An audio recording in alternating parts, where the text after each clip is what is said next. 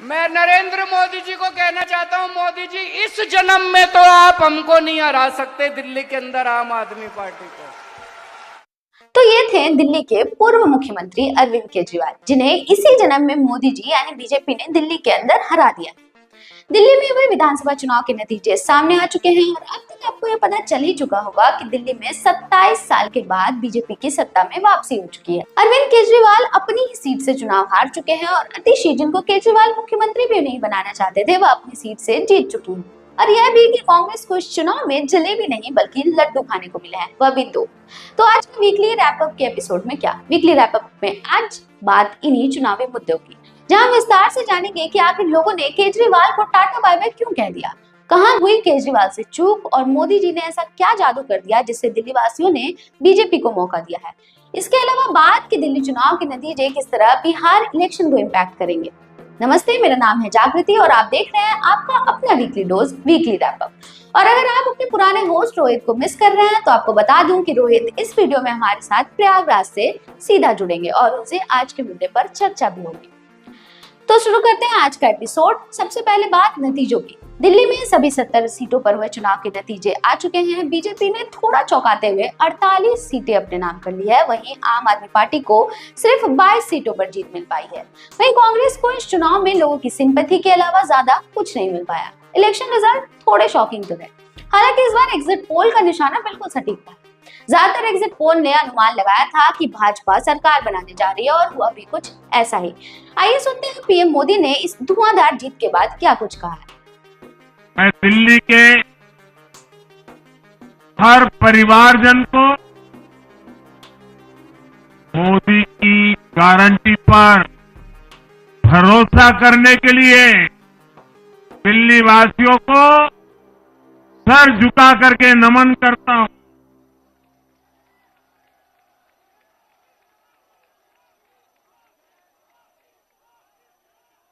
मैं दिल्ली वासियों का आभार व्यक्त करता हूं। तो ये थे अपने मोदी जी। दिल्ली विधानसभा चुनाव में आम आदमी पार्टी के कई बड़े दिग्गज नेता हार गए हैं। अरविंद केजरीवाल, मनीष सिसोदिया, सत्येंद्र जैन, दुर्गेश पाठक, अवध ओझा समेत कई नेताओं को पटखनी मिली है। लेकिन जिस अतिशी को अरविंद केजरीवाल मुख्यमंत्री भी नहीं बनाना चाहते थे, वह अपनी सीट यानी कालकाजी सीट से जीत चुकी हैं। इस सीट से भाजपा ने रमेश भिधोड़ी को मैदान में उतारा था, जिन्होंने आतिशी को टफ फाइट भी दी, लेकिन वह जीत नहीं पाई। वहीं अरविंद केजरीवाल नई दिल्ली सीट से बीजेपी के प्रवेश वर्मा से हार गए हैं। प्रवेश वर्मा को भाजपा का मुख्यमंत्री पद का दावेदार भी माना जा रहा है।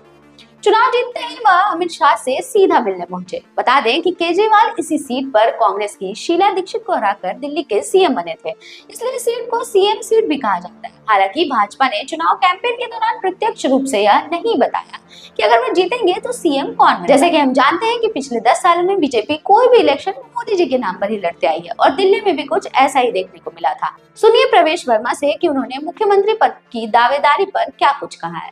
देखिए, हम ऐसी पार्टी में काम करते हैं जिसमें पार्टी का विधायक दल तय करता है, उसके बाद में पार्टी की लीडरशिप उस पर अपनी मोहर लगाती है, तो जो पार्टी का निर्णय होगा वो सबको मंजूर होगा। खैर, सीएम कोई भी बने, इस बात पर चर्चा होनी जरूरी है कि क्या था बीजेपी का वह मास्टर स्ट्रोक जिसकी वजह से बीजेपी को इतनी बड़ी जीत मिली है। इसके लिए चलते हैं हमारे साथी रोहित के पास। तो रोहित, आप बताइए कि ऐसे भी क्या गलती हो गई कि केजरीवाल 62 से 22 सीटों पर आ गिरे। ईमानदारी के टेस्ट में फेल हो गए क्या केजरीवाल? क्योंकि उन्होंने खुद कहा था कि अगर मैं ईमानदार नहीं हूं तो दिल्ली की जनता मुझे वोट नहीं देगी। जागृति, जैसा कि दिल्ली चुनाव का परिणाम आ चुका है और आम आदमी पार्टी की बड़ी हार हुई है। आम आदमी पार्टी के अगर हार के पीछे के 2 कारण देखे जाएं तो सबसे पहला और प्रमुख कारण है जो कि सभी जो राजनीतिक विश्लेषक हैं वो भी बता रहे हैं, वो है कांग्रेस पार्टी का अलग से चुनाव लड़ना। संदीप दीक्षित जो हैं उन्होंने 4,500 वोट लिए, जो कि कहीं ना कहीं बीजेपी के विपक्ष के वोट थे और वो विपक्ष के वोट केजरीवाल के खाते में आ सकते थे अगर कांग्रेस जो है वो केजरीवाल के समर्थन में इस चुनाव को लड़ती। बात करते हैं कि कांग्रेस अगर केजरीवाल या आम आदमी पार्टी के साथ चुनाव नहीं लड़ी तो आम आदमी पार्टी को बाकी सीटों पे कितने नुकसान हुए, तो बाकी सीट ग्रेटर कैलाश से सौरभ भारद्वाज जो कि आम आदमी पार्टी के एक स्टार नेता माने जाते हैं, वहाँ से उनकी हार हुई है। सौरभ भारद्वाज को कितने सीटों से हार हुई है मिली है, तो उनको जो है महज 3188 वोटों से हार मिली है और उनको टोटल 6711 वोट जो हैं वो कांग्रेस को मिली थी। अगर वो कांग्रेस वो मिल जाती सौरभ भारद्वाज को तो शायद सौरभ भारद्वाज भी जीत जाते। में जंगपुरा की सीट है जहाँ पे कि दिल्ली के पूर्व उप मुख्यमंत्री मनीष सिसोदिया जो है वहाँ से चुनाव लड़ रहे थे। इस बार वहाँ पे कांग्रेस के फरहाद सूरी ने चुनाव लड़ा और इस बार 7850 वोट फरहाद सूरी को मिले जो कि मनीष सिसोदिया को मिल सकते थे और इस बार मनीष सिसोदिया मात्र 675 वोट से उस सीट पे चूक गए। इसके अलावा मालवीय नगर हो, मादीपुर हो, छतरपुर, मेरे पास लिस्ट है, बादली हो, त्रिलोकपुरी हो, कस्तूरबा नगर हो, नागलोई, जाट हो, महरौली में एक चीज़ हमने ग्राउंड पे भी देखा। जब हम लोग ग्राउंड पे थे तो वहाँ पे आम आदमी पार्टी के जो वर्तमान विधायक थे जो कि पूर्व आम आदमी पार्टी के सदस्य हैं नरेश यादव, वो 2 बार से वहाँ के विधायक चुने जा रहे थे, लेकिन इस बार उन्होंने चुनाव से थोड़े दिन ही पहले चुनाव होने से वो आम आदमी पार्टी को छोड़ दिए, जिसका प्रभाव वहाँ पे पड़ा। आम आदमी पार्टी ने उनका सीट काटा था, इस बार उन्होंने दिया था महेंद्र चौधरी को इस बार सीट। अब नरेश यादव की जगह गजेंद्र सिंह यादव जो कि भाजपा के आए इस बार, उन्होंने इस चुनाव में अच्छी खासी जीत हासिल कर ली।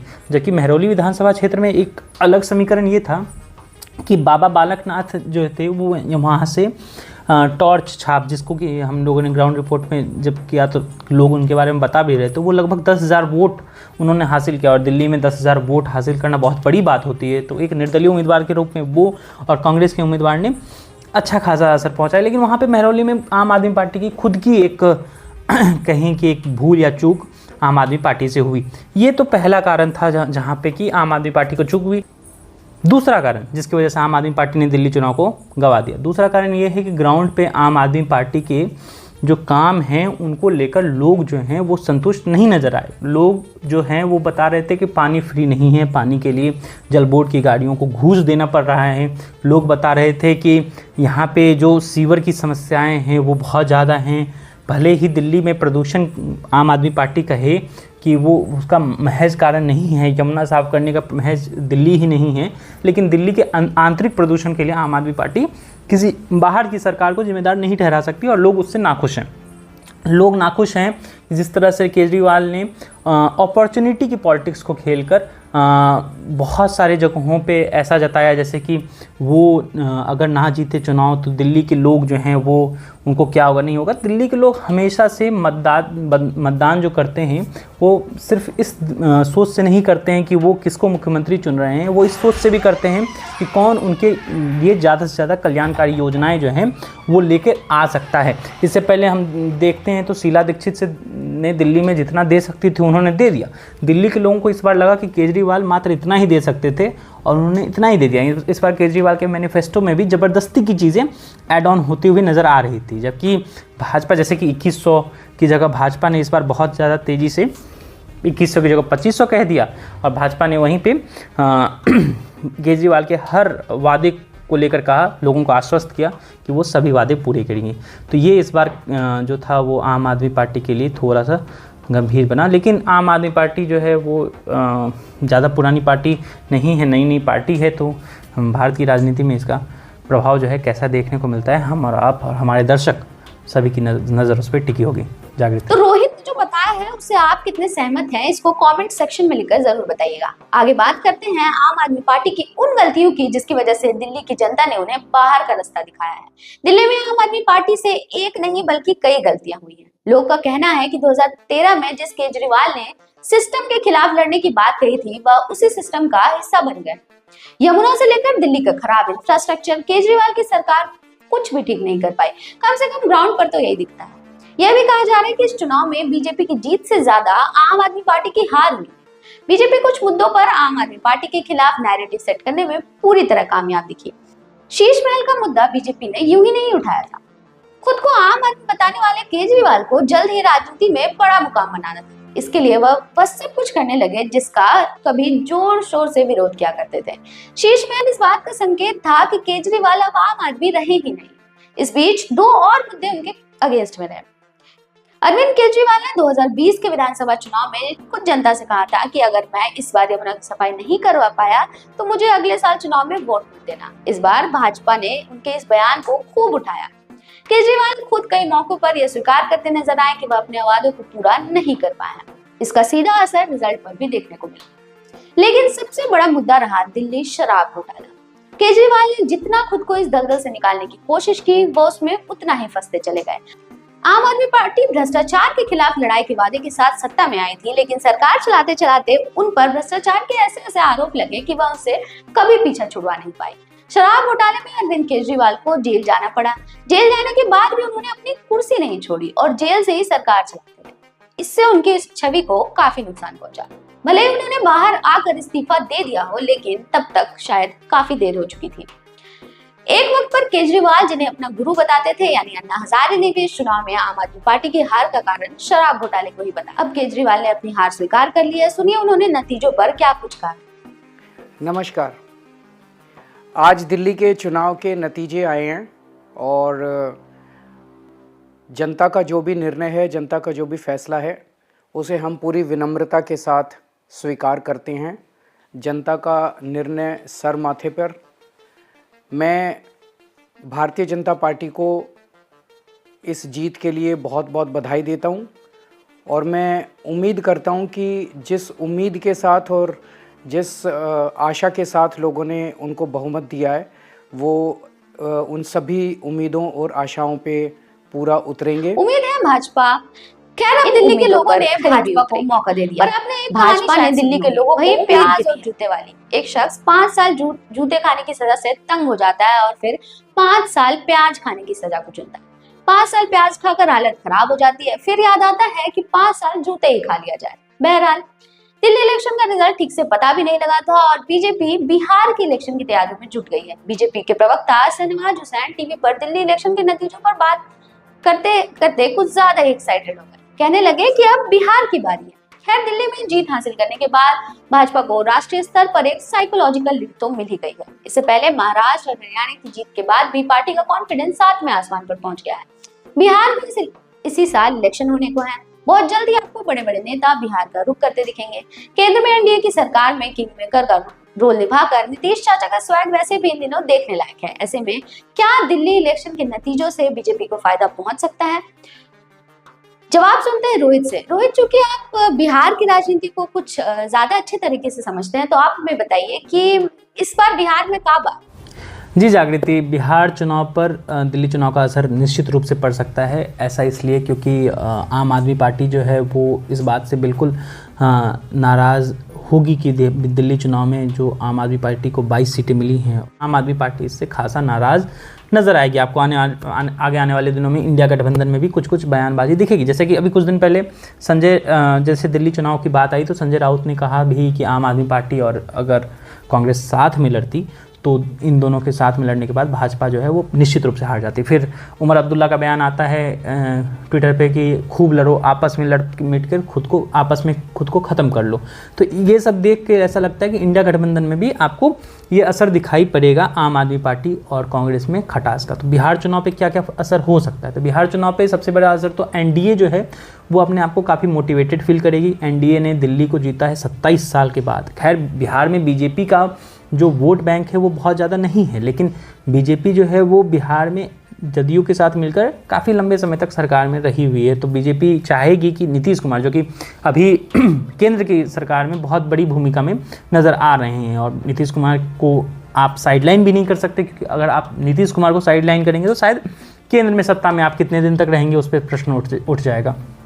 तो नीतीश कुमार को एनडीए कितने ज़्यादा अच्छे से यूज़ कर सकती है अपने चेहरे के तौर पे, ख़ास तौर पे अगर आम आदमी पार्टी बिहार चुनाव में एंट्री कर ले इस मकसद से कि आम आदमी पार्टी कांग्रेस को नुकसान पहुंचाएगी, क्योंकि आम आदमी पार्टी के लिए नुकसान पहुंचा। आम आदमी पार्टी अगर बिहार चुनाव में उतरेगी भी तो बीजेपी को नुकसान नहीं पहुँचाएगी, क्योंकि बीजेपी जो है उसके वोटर जो हैं वो बीजेपी के साथ जुड़े रहेंगे, जबकि कांग्रेस के वोटर जो है आम आदमी पार्टी को वोट करेंगे, और कांग्रेस और जो विपक्षी दल हैं। तो अगर आम आदमी पार्टी वहाँ पे उतरती है तो उसका असर होगा। जैसे जीतन राम मांझी का ट्वीट आया था दिल्ली चुनाव पर कि दिल्ली अभी झांकी है, बिहार चुनाव बाकी है, जय एनडीए, या रवि किशन का बयान आया था, ये सब देखने के बाद लगता है कि बिहार चुनाव पर इसका असर पड़ेगा। खास तौर पे बिहार चुनाव में फ्रीबीज़ की एंट्री हो चुकी है। फ्रीबीज़ जो है वो बिहार चुनाव पे दस्तक दे दिया है। जैसे कि आरजेडी ने अभी कुछ दिन पहले वादा किया कि महिलाओं को 2500 रुपये देगी, बिजली जो है वो फ्री किया है, आरजेडी ने वादा किया है बिजली फ्री करेंगे 200 यूनिट तक शायद। तो ये वादे जो हैं वो बिहार चुनाव में आने शुरू हो गए हैं, जो कि दिल्ली से चले हैं। देश में ये सारे वादे जो हैं वो दिल्ली से निकल कर आगे बढ़ते नज़र आ रहे हैं। अलग अलग राज्यों में वो भाजपा हो या विपक्षी दल हो वो यूज़ कर रहे हैं। तो बिहार में वो उसकी एंट्री हो चुकी है। तो दिल्ली चुनाव का असर जो है, ऐसा नहीं कह सकते हैं कि बिहार चुनाव पे नहीं होगा, खासा असर होगा। इसी साल होना है चुनाव, इसी साल के अंत में, तो ये देखने लायक होगा। और अगर अरविंद केजरीवाल बिहार चुनाव में प्रचार करते हुए नज़र आए, वो आम आदमी पार्टी के लिए आएंगे या विपक्षी गठबंधन के लिए, तो आपको हैरान नहीं होना चाहिए, ऐसा संभव लगता है। जी जागृति। रोहित ने बिहार इलेक्शन को लेकर अपने एनालिसिस तो बता दिए हैं। आप बिहार इलेक्शन को लेकर क्या सोचते हैं? रैप अप की टीम को आप बिहार इलेक्शन में क्या क्या कवर करते हुए देखना चाहते हैं, हमें कमेंट बॉक्स में लिखकर जरूर बताइए। खैर, अब बात कांग्रेस की। दिल्ली चुनाव में कांग्रेस का सूपड़ा साफ हो गया है। कांग्रेस एक भी सीट नहीं जीत पाई। 95% सीटों पर कांग्रेस के उम्मीदवारों की जमानत तक जब्त हो गई। इंडिया गठबंधन का हिस्सा होने के बावजूद कांग्रेस और आप के बीच इस चुनाव में कोई गठबंधन नहीं हुआ था। इसका सीधा सीधा फायदा बीजेपी को मिला। कांग्रेस के पूर्व मुख्यमंत्री शीला दीक्षित की विरासत को बनाने की भी कोशिश की गई, लेकिन वोटर ने कोई भाव नहीं दिया। इस तरह के नतीजे के बाद राहुल गांधी के नेतृत्व को लेकर गंभीर सवाल खड़े हो गए।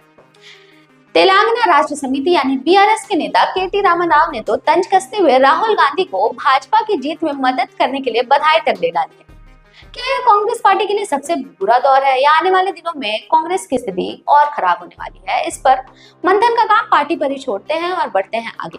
जाते जाते आपको याद दिला दें कि बीजेपी ने चुनाव जीतने के लिए दिल्ली में लोगों से कौन कौन से वादे किए थे और आम आदमी पार्टी द्वारा चलाई जा रही योजनाओं का क्या हुआ। प्रधानमंत्री नरेंद्र मोदी ने दिल्ली चुनाव प्रचार के दौरान कई बार वादा किया है कि भाजपा की आने वाली सरकार मौजूदा कल्याणकारी योजनाओं को जारी रखेगी। भाजपा और पीएम मोदी की ओर से यह जवाब केजरीवाल के उन आरोपों पर आया था जिसपे वो कहते थे कि भाजपा की सरकार बनने पर वह मुफ्त बिजली, पानी और मुफ्त बस सफर जैसी सुविधाओं को बंद कर देंगे।